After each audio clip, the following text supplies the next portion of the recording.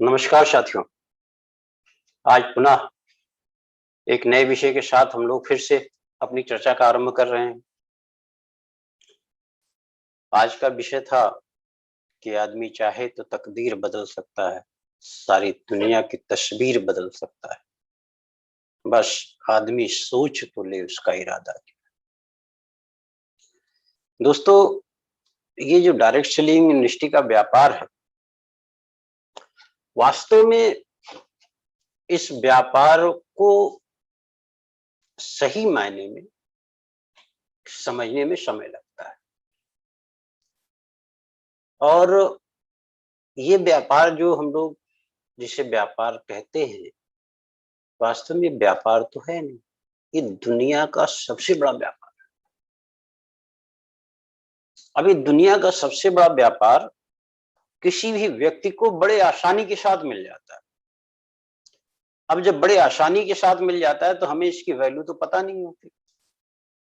अब जब वैल्यू पता नहीं होती तो हमें इसके करने के तौर तरीके भी जानने की आवश्यकता नहीं होती। उसका मूल कारण क्या है कि इस व्यापार में आने का बड़ा आसान सा तरीका होता है। और वो आसान तरीका क्या है? वो आसान तरीका है कि शुरुआती दौर में जब भी कोई व्यक्ति इस सिस्टम में आता है तो उसके दो रास्ते होते हैं। एक, या तो उसे कोई व्यक्ति ऐसा जो उसका बहुत जानने वाला है, बहुत ही ज्यादा वो किसी व्यक्ति का सम्मान करता है। अब ऐसी स्थिति में सम्मान करने वाला व्यक्ति, जानने वाला व्यक्ति, रिश्तेदार भी हो सकता है, गुरु भी हो सकता है, बड़ा भाई भी हो सकता है ना? ऐसे ही लोग शुरू में हमारे बीच आते हैं। अब जब शुरू में हमारे बीच आते हैं तो हम इनकार ना कर सकने के कारण, सम्मान रखने के कारण इस व्यापार में आ जाते हैं। अब जब इस व्यापार में हम आ जाते हैं तो सही माने में ये देखा जाए तो हम व्यापार कर नहीं रहे हैं, बल्कि किसी की बात को रख रहे हैं। और दूसरा तरीका क्या होता है? दूसरा तरीका यह होता है कि हमको कोई व्यक्ति, हमारे सम्मानित, हमारे मित्रगण, हमारे रिश्तेदार, हमारे जानने वाले, वो हमें इनवाइट करते हैं किसी सेमिनार में। अब जब हम किसी सेमिनार में जाते हैं और वहां पर पूरा माहौल देखते हैं, उस माहौल में हम कुछ समझ पाते हैं, नहीं समझ पाते, लेकिन प्रेरित होकर किसी न किसी तरीके से वहां भी हम इस बात के लिए मोटिवेट हो जाते हैं कि चलो, इसमें कुछ नहीं है, भैया कह रहे हैं, भाई साहब कह रहे हैं, मित्र कह रहे हैं, इसे हम ज्वाइन करें। तो दो आसान तरीके आते हैं हमारे बीच और उससे हम इस सिस्टम में आ जाते हैं।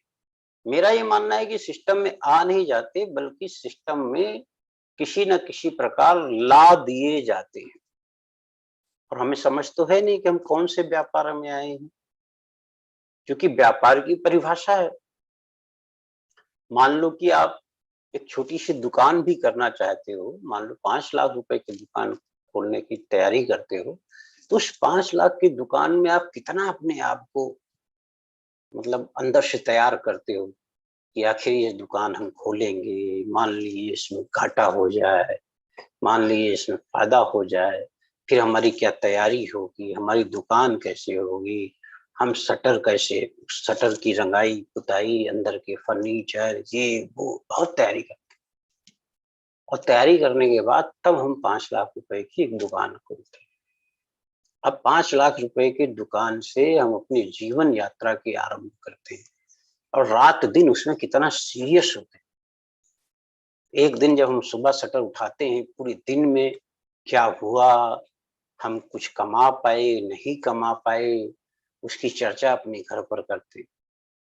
अच्छा, अड़ोस पड़ोस, घर वाले, परिवार वाले ये सब समझाते हैं कि देखिए, शुरुआत में दुकान चलती नहीं है, शुरू-शुरू में कोई ग्राहक आपके अपने नहीं होते। ऐसी स्थिति में आपको धैर्य धारण करना होगा, कुछ समय तक इसमें लगातार आपको लगे रहना होगा। सुबह आपको समय से दुकान खोलना होगा, शाम को समय से दुकान बंद करना होगा। ये सारी चीज़ें सिखाई जाती है और हम उसका पालन करते हैं। और उस दुकान को चलाने के लिए अपने आप को पूरी तरीके से तैयार करते हैं, झोंक देते हैं। अब यहाँ पर एक दुनिया का सबसे बड़ा व्यापार आया और व्यापार आने के बाद हमको जो लेकर आए, उन्होंने कहा कि आप ज्वाइन हो जाइए। कुछ लोग तो यहाँ तक कह देते हैं ज्वाइन कराते समय कि आपको कुछ नहीं करना है, बस आप देखते जाइए, हम सब आपका कर देंगे और आपको इसमें पैसा आने लगेगा। ऐसी तरीके से भी ज्वाइनिंग हो जाती है और इसी तरीके से जो ज्वाइनिंग होती है तो हम भी इंतजार कर रहे होते हैं कि अब तो इसमें बहुत सारा पैसा आएगा, 20,000, 25,000, 50,000, और देखते रहते हैं साल भर एक पैसा नहीं आता। हमको लगता है कोई आदमी हमें फंसा के चला गया, चलो ठीक है, उसकी वजह से हमने सिर्फ कर लिया, मेरा क्या गया। लेकिन आप जानिए कि जितने बड़े व्यापार को आप करने जाते हैं उतना बड़ा आप दर्द लेते हैं। 50 लाख रुपए का कोई शोरूम खोल रहा होता है, तो 50 लाख की शोरूम की उसकी क्या तैयारी करनी होती है, उसका इंटीरियर कैसा होगा, उसमें कितने लोग काम करेंगे, वो सारी तैयारी करता है। और सारी तैयारी करने वाला व्यक्ति एक होता है, सारा का सारा भार उसका होता है। ग्राहक आएंगे नहीं आएंगे, दुकान चलेगी नहीं चलेगी, लेकिन उसके पहले 50 लाख रुपए का वो पूरी तरीके से अपने ऊपर जिम्मेदारी ले लेता है और उसके लिए रात दिन एक करता है। शादी ब्याह में भी बुलाया जाता है तो अपनी दुकान को छोड़कर नहीं जा पाता। ये स्थिति बन जाती है। और इससे भी बड़ा व्यापार कोई करना चाहे, 100 करोड़ रुपए की कोई इंडस्ट्री लगाना चाहे तो कितना बड़ा पेन लेना पड़ता है। उस पेन में उसको क्या-क्या जिम्मेदारियां लेनी पड़ती है। बहुत सारी जिम्मेदारियां लेनी पड़ती है। फैक्ट्री कैसे लगेगी, मशीनें कैसे आएंगी, लाइट, जीएसटी, ये वो सारी चीज। अब इन सब जिम्मेदारियों के बाद भी फेल पास सब उसके कांधे पर है। लेकिन उससे भी बड़ा व्यापार है डायरेक्ट सेलिंग इंडस्ट्री। ये ना तो 5 लाख का व्यापार है, ना 50 लाख का व्यापार है, ना 100 करोड़ रुपए के टर्नओवर का व्यापार है, ना 200 करोड़ रुपए की टर्नओवर, असीम बहुत बड़ा व्यापार। अब इस बहुत बड़े व्यापार में हम तैयारी क्या करें? क्योंकि हमें तो पता ही नहीं होता कि हम कौन से व्यापार में शामिल हैं। हमारी स्थिति ये होती है कि हमें जानना ही नहीं होता, हमें समझना ही नहीं होता, और हम कोई कह भी रहा होता है तो हम मुस्कुरा के उसे टाल दिया करते। यही कारण है कि इस व्यापार में बहुत सारे लोग आने के बाद असफल हो जाते। क्यों? क्योंकि वो सीखने से परहेज करते हैं। क्योंकि इस व्यापार में और कुछ करना ही नहीं है, पैसा लगाना नहीं है ना? तो सीखना पड़ता है। और सीखना एक सबसे बड़ी जिम्मेदारी होती है जिसके लिए हम तैयार नहीं होते। और हम तैयार नहीं होते तो हमें पता ही नहीं होता कि हम किस तरह के व्यापार में शामिल हैं। और यही कारण है कि हमारे इर्द गिर्द डायरेक्ट सेलिंग इंडस्ट्री में बहुत सारे लोग आते हैं, आने के बाद उपहास उड़ाते हैं कि मैं भी इसमें आया था लेकिन मुझे तो कुछ मिला नहीं, तुम भी कर लो, देखते हैं तुम्हारी किस्मत में क्या लिखा है। इतना आसान व्यापार होने के नाते हम शिक्षा देने पे तो उतर आते हैं, लेकिन क्या इसमें है, इसकी बारीकियां क्या है, कैसे दुनिया में ये व्यापार हो रहा है, कैसे लोगों ने इस व्यापार से बड़ी-बड़ी कामयाबी हासिल की है, वो सारी चीजें एकदम नगण्य लगती हैं। क्योंकि उसमें इनको जब भी कोई इस व्यापार में आता है उसको लगता है मेरी कोई जिम्मेदारी है ही नहीं। और यही सबसे बड़ी गलती है। यही कारण है कि आप अगर अगल-बगल देखेंगे तो 100 में 10 लोग, 20 लोग, 50 लोग आपको इस सिस्टम में कहीं न कहीं ज्वाइन मिलेंगे और कहीं न कहीं वो इस ज्वाइनिंग होने के बाद अपने को फेल दर्शाते हैं, अपने को नहीं।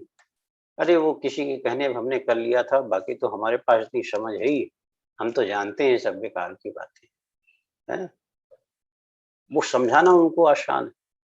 जबकि आप इस बात को समझो कि दुनिया का कोई भी काम आप ले लो,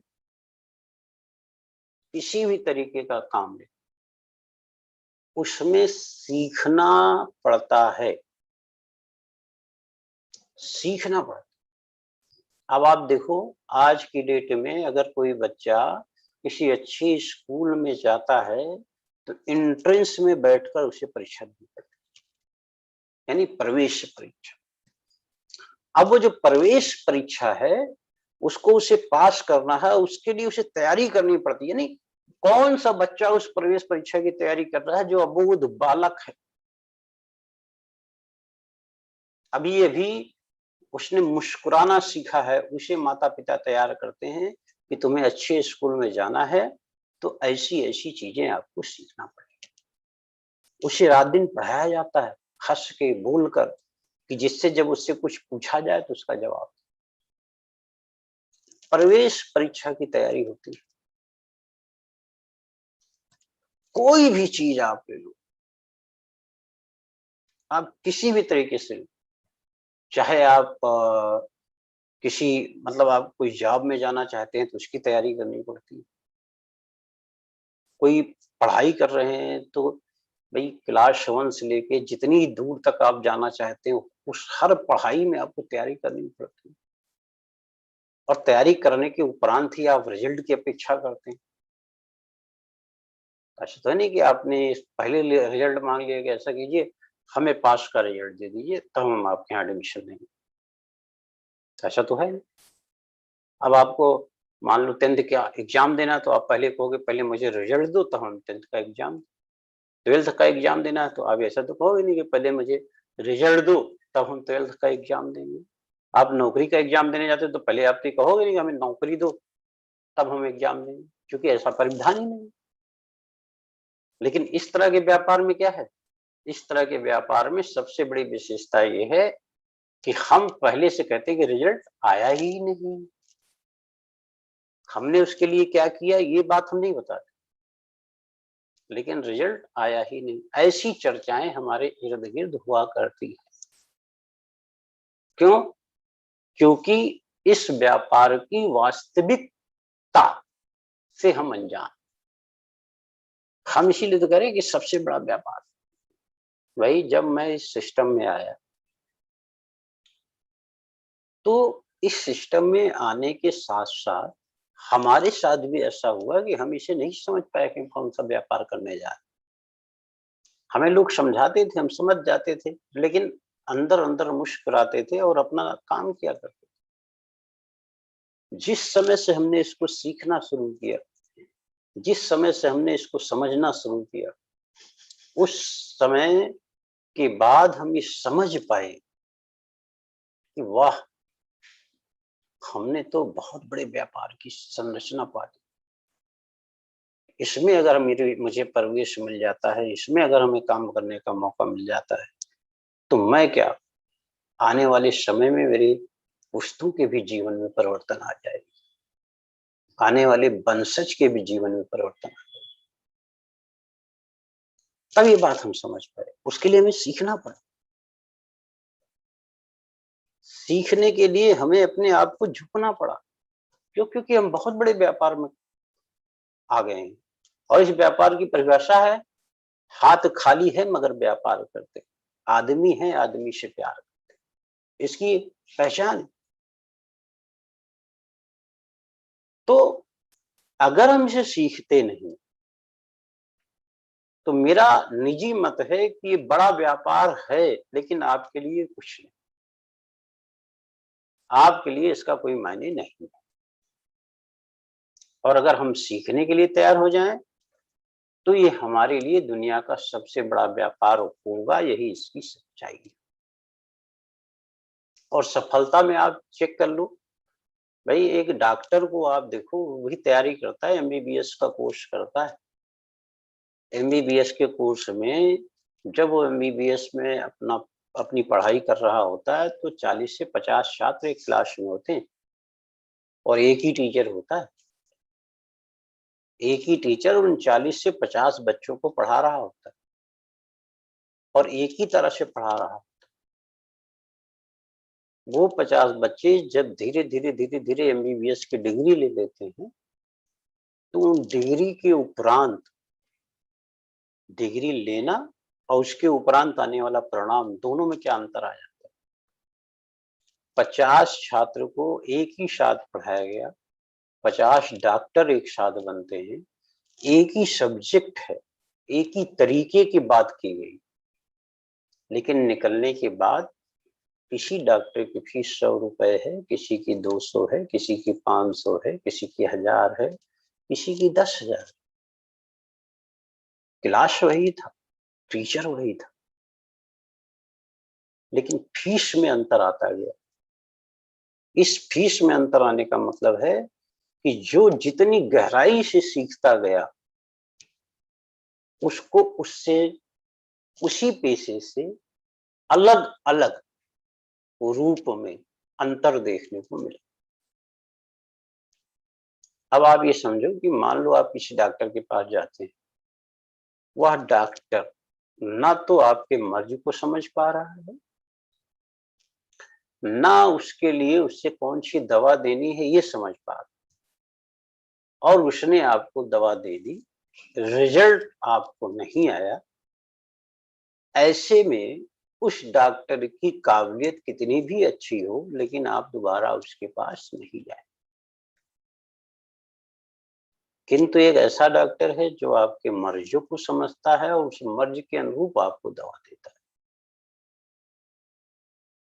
और आपको उससे फायदा होता है। तो आप क्या करेंगे, आप भी जाएंगे और अपने पड़ोसी, अपने रिश्तेदार, अपने और लोगों को, चित परिचित को भी बताएंगे कि वो डॉक्टर बहुत अच्छा है, मैं उसके यहाँ गया था, मुझे फायदा हुआ। दोनों में अंतर क्या है? दोनों में अंतर यह है कि पहले वाले डॉक्टर ने ना तो आपके मर्ज को समझा और ना ही वो समझ पाया कि इसमें हमें कौन सी दवा देना। दूसरे वाले डॉक्टर ने आपके मर्ज को समझा और समझने के बाद उसमें कौन सी दवा देना है ये समझ पाया, क्योंकि उस मर्ज को उस दवा से फायदा होना है और उसने ये चुन लिया है कि इस मर्ज को खत्म करने की ये दवा है। इसका मतलब ये है कि सबसे पहले उसने आपको समझा, आपके मर्ज को समझा, फिर उसने अपनी दवा से उसे समझाया। तो सबसे पहले हमें समझना पड़ता है और फिर समझाने की बात करनी पड़ती है। ऐसे आप वकालत पेशा में देख लो, एक ही क्लास में 50 छात्र वकालत के लिए पढ़ाई कर रहे होते हैं। एक ही प्रोफेसर होता है और भारत का संविधान भी एक ही।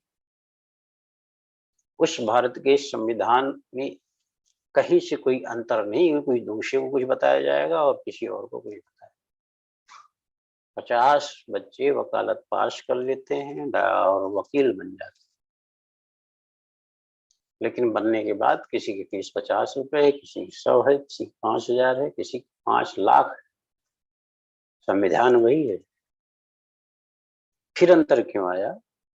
फिर अंतर इसलिए आया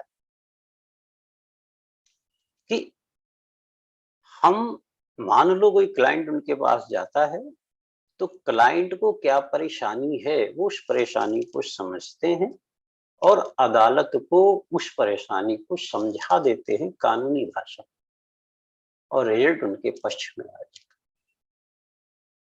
फीस 5 लाख 10 लाख इसीलिए हो जाती है, और कोई आदमी 100 रुपए भी इसलिए नहीं ले पाता कि ना आपकी अपने क्लाइंट को समझ पा रहा है और ना उसे अच्छे ढंग से न्यायालय को समझाना आता है, इसीलिए उसकी फीस नहीं।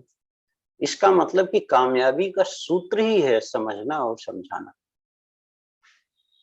हम आप क्या करते हैं, एक लेवल में अपनी सीखने की कला को छोड़ देते हैं। एक ऐसा समय आता है कि हम जब पढ़ाई लिखाई कर लिए होते हैं तो फिर हम क्या करते हैं, सीखने को मना कर देते हैं। हमको लगता है कि हम अब सब कुछ हमने देख लिया। मेरा एक सवाल है कि फर्ज करो आपके बैंक में कुछ पैसा आपने जमा किया है, अब उसमें से रोज आप खर्चा कर रहे हो, खर्चा कर रहे हो, खर्चा कर रहे हो, खर्चा कर रहे हो। एक दिन वो खाता क्या होगा, निल हो जाएगा। क्या उसके बाद भी खर्चा कर पाओगे? अब तो उसमें है नहीं। ऐसे ही हमारा दिमाग है। हम अपने दिमाग को किसी एक स्थान पर, जहां पर हमको ऐसा लगता है कि हम संपूर्ण हो गए, तो हम इसे खर्च तो कर रहे हैं, लेकिन इसमें डाल कुछ नहीं। तो एक दिन हमारी सीखने की जो कला है अगर वो खत्म हो गई तो हमारी प्रगति की जो रास्ते हैं वो भी खत्म हो गए।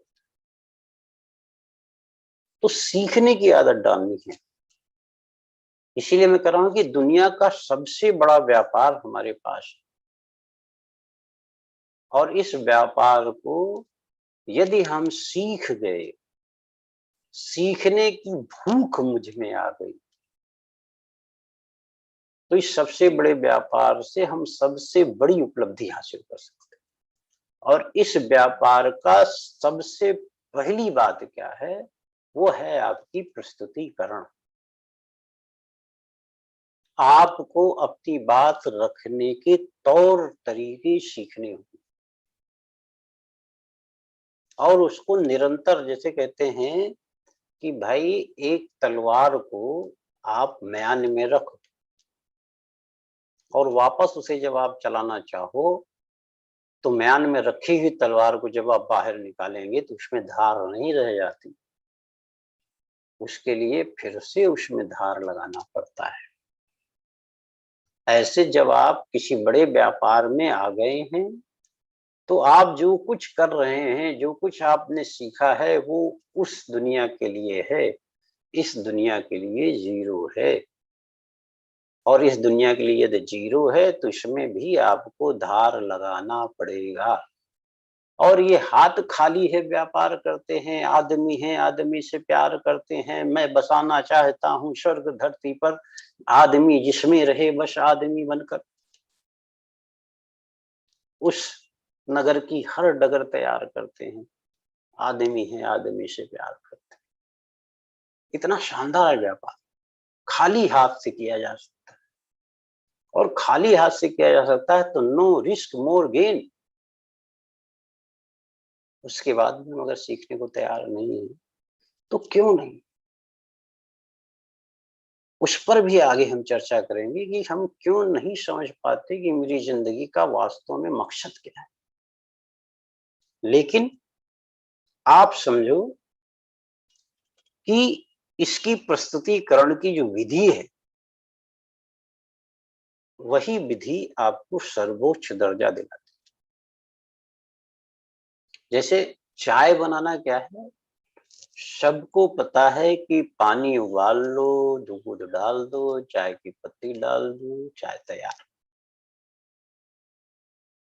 लेकिन हमारे अगल-बगल पचासों चाय की दुकान होती हैं, फिर भी एक दुकान पे बहुत ज़्यादा भीड़ लगती है।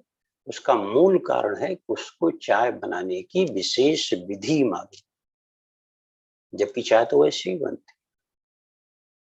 और उस विशेष विधि की वजह से लोग 2-2, 4-4 किलोमीटर दूर से उसके यहाँ आते हैं चाय पीने। है क्या चाय?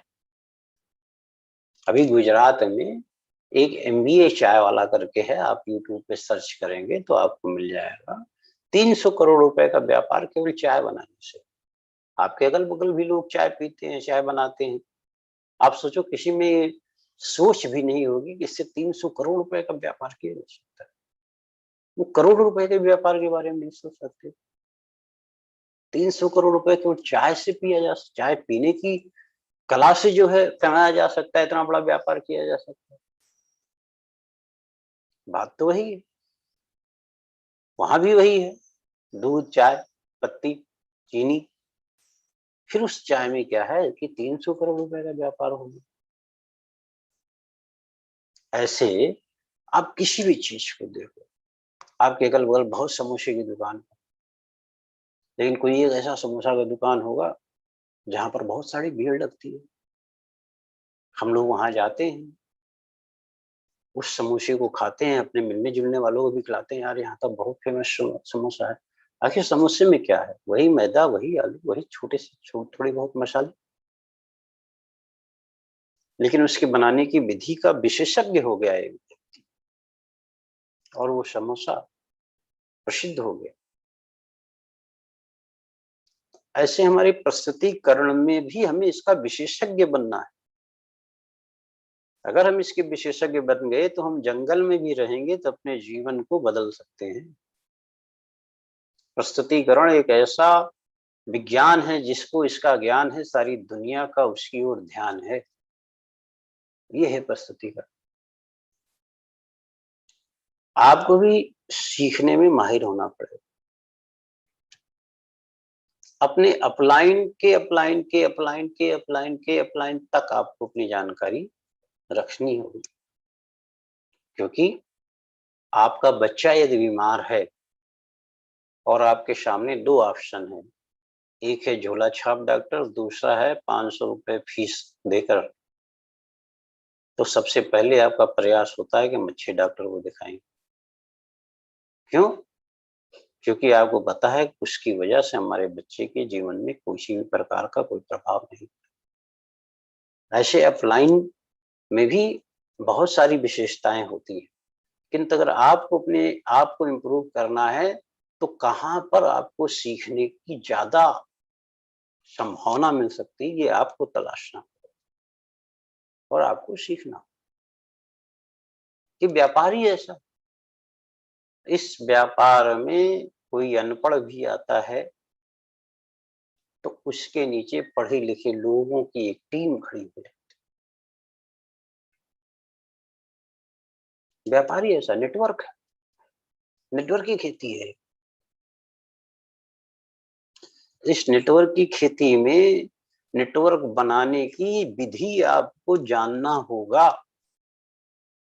तो आप समझो, अगर आपका सानी की साढ़े साती भी है और आप अच्छी टीम के मालिक हो, आपके नीचे एक विशाल नेटवर्क है, तो भले ही आपको शनि की साढ़े साती है, लेकिन टीम में से तमाम लोग हैं जिस पर गुरु कृपा की बरसात हो रही है, तो आपकी वो साढ़े साती भी खत्म हो जाएगी, क्योंकि नेटवर्क की वजह से जो आपको मिलना है वो आपको मिलेगा। अब आप इस खेती को करने की विधि ही नहीं सीखोगे। आप सोचो, आप अपनी शर्ट की बटन बंद करते हो, फर्ज करो कि पहली बटन जो है वो दूसरे काज में फिट हो जाए। अब आप बताओ आपकी शर्ट कैसी रहेगी? आप इसे पहन पाओ?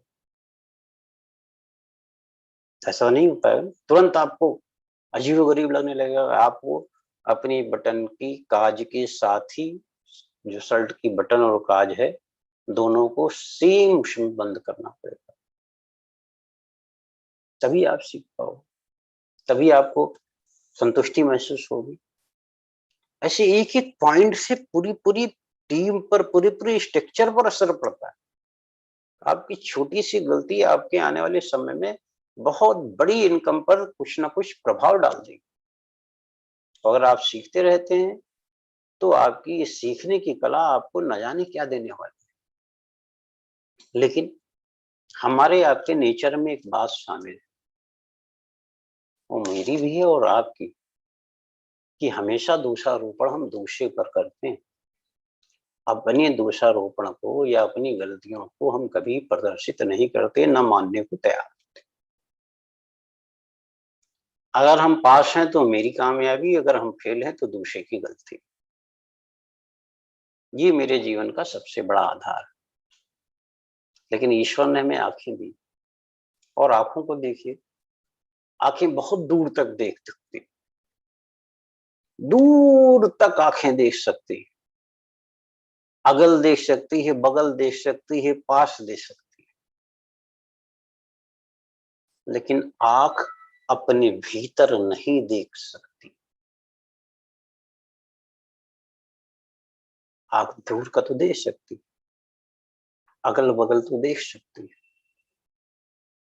लेकिन स्वयं के भीतर नहीं देख सकती। यही हमारे आपका नेचर है। जिस दिन हम स्वयं के भीतर देखना जान जाए, उस दिन हमारी कामयाबी को कोई रोक नहीं सकता। क्योंकि जब हम स्वयं के भीतर देखते हैं तो सुधार मुझ में हो रहा होता है, ठीक हम हो रहे होते हैं। और अगर हम दूर देखते हैं तो किसी और में सुधार हो सकता है, उससे मुझे कुछ नहीं मिलने। तो आप समझो, भगवान ने जो हमें दिया है वो मतलब अजब की शक्ति दी, कि हम दूर की देख सकते हैं, बहुत दूर की देख सकते हैं, पास की देख सकते हैं, लेकिन अपने भीतर नहीं देख सकते। तो भगवान ने हमें सिखाया है, इस बात से आप प्रेरणा लीजिए और अपने भीतर देखना शुरू कीजिए। अपने भीतर देखेंगे तो आपको क्या क्या मिलेगा। जब हम कभी क्लास में पढ़ा करते थे ना, तो हमारे बगल अगर कोई ऐसा छात्र होता था जो कैंटीन से बढ़िया बढ़िया चीजें खरीद कर खा रहा होता है और हमारे पास पैसे नहीं होते तो हम नहीं खरीद पाते, हम अपने टिफिन से ही संतोष कर लिया करते।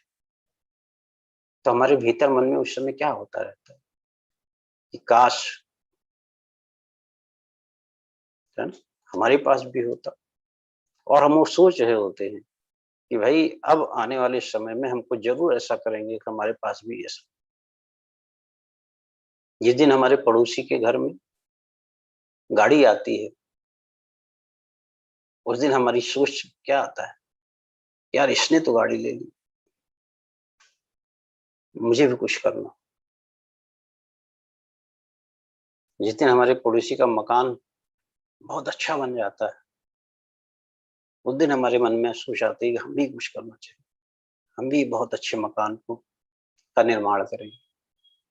ये घटनाएं हमारे आपके जीवन में रोज घट रही होती हैं और रोज घटने के बाद भी हम इस चैलेंज को स्वीकार नहीं करते कि हम भी कुछ बड़ा करेंगे, हम भी कुछ बड़ा कर सकते हैं। हम तैयार ही नहीं होते, हम चैलेंज एक्सेप्ट ही नहीं करते और पड़ोसी के घर में हुई आने वाली गाड़ी से हम कुछ ना कुछ उस पर इल्जाम थोप देते हैं। इतना आसान नहीं है गाड़ी लेना, इतना आसान नहीं है मकान लेना, इतना आसान होता ओह तो मैं भी कर लिया होता। नहीं भाई, मेहनत का फल तो मिलता है, सदियों से मिलता आ रहा है और सदियों तक मिलेगा। आपको तय करना है। आपके साथ घटनाएं रोज घटती हैं। आप सोचो, जब कभी आप छोटे बच्चे की चाहत में अपने पिता के साथ जाते हो एक खिलौना खरीदने के लिए और पिता आपको समझा रहा होता है कि भाई बेटा, है ना, ये खिलौना बहुत ठीक नहीं है। क्योंकि जब पिता उसका रेट जानता है तो पता चलता है 450 रुपए है। तो पिता अपने बेटे को समझा रहा होता है, क्योंकि उसे पता है कि हम 450 रुपए का खिलौना तो नहीं ले सकते। तो समझा रहा होता है ये ठीक नहीं है ना, तुम्हारे लायक नहीं है, ऐसे कैसे, तुम तो अच्छे बच्चे हो। और वहीं दूसरा बेटा आता है अपने पिता के साथ और वो खिलौना मांगता है।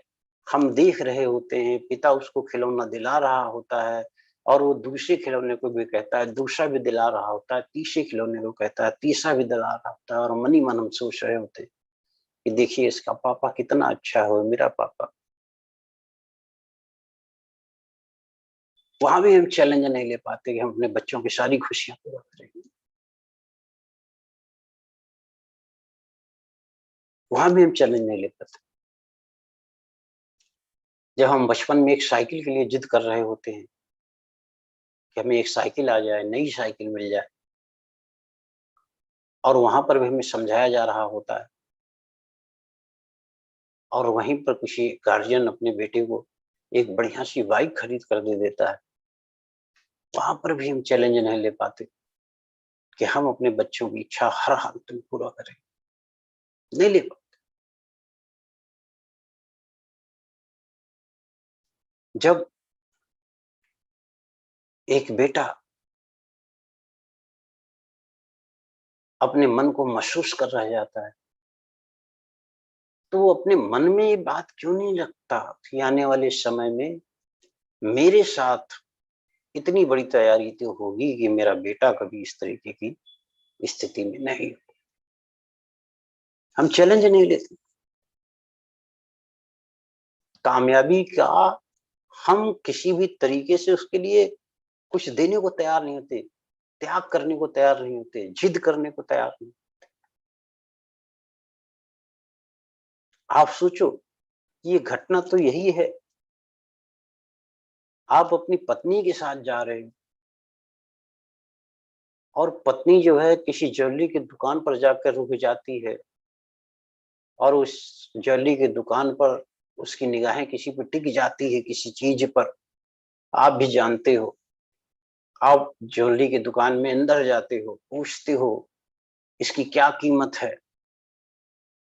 ज्वेलरी का दुकानदार बताता है 4.5 लाख रुपए। आप अपनी पत्नी की तरफ देखते हो, हम अपनी पत्नी की तरफ देखते हैं, उससे वादा करते हैं कि देखो, आज से मैं प्रतिज्ञा करता हूं कि आने वाली एनिवर्सरी में इस 4.5 लाख का ये जो आपका सपना है, मैं इसे आपको गिफ्ट करूंगा। आप अपनी पत्नी को समझा रहे थे हो, पत्नी भी समझ जाती है। उसी बीच एक घटना और घटती है कि दूसरा पति अपने पत्नी के साथ आया है और वो पत्नी जिस हार पर अपनी बात रखती है कि मुझे इसे दिला दो, पति कहता है ये तो हम दिला ही रहे हैं, कुछ चीजें हम भी तुमको अपनी ओर से दे रहे हैं, और 2-3 ज्वेलरी दे देता है। वहां पर पत्नी आपकी बात तो समझ रही होती, लेकिन मन ही मन कह रही होती है काश बगल वाला पति हमें मिला होता, तो भी हम चैलेंज नहीं ले पाते। आज सबसे बड़ा व्यापार हमारे हाथ लगा है, डायरेक्ट सेलिंग इंडस्ट्री का। इस सबसे बड़े व्यापार का जो हमारे हाथ लगा है ईश्वर की कृपा से, इसको करने के लिए हमें चैलेंज लेना होगा। और वो चैलेंज ऐसे लेना होगा कि हम इसको कर कर ही मानेंगे, हम इसको सीख कर मानेंगे और अपने व्यापार को दुनिया का सबसे बड़ा व्यापार बनाकर ही मानेंगे। जिद लेनी होगी। आंखों की नींद तब तक नहीं आनी चाहिए जब तक आप अपने जिद को साकार न करें।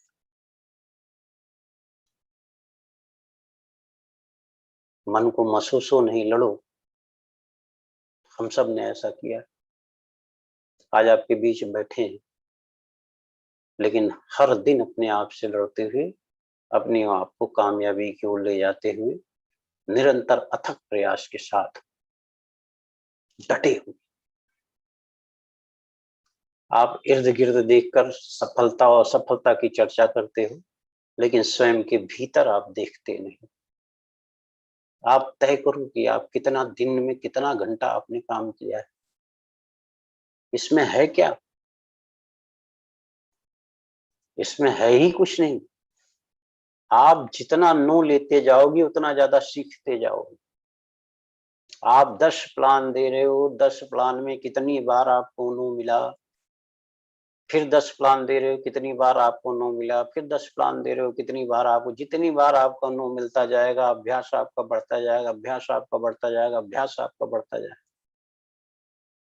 और दुनिया में कोई व्यक्ति आपको रिजेक्ट नहीं करता। आप किसी को प्लान दिखा रहे हो, चाचा को, जीजा को, पापा को, काका को, दादा को, नानी को, है अपने दोस्त को, उसने आपको मना कर दिया ना, उसने आपको मना नहीं किया है, उसने आपके प्लान को मना किया।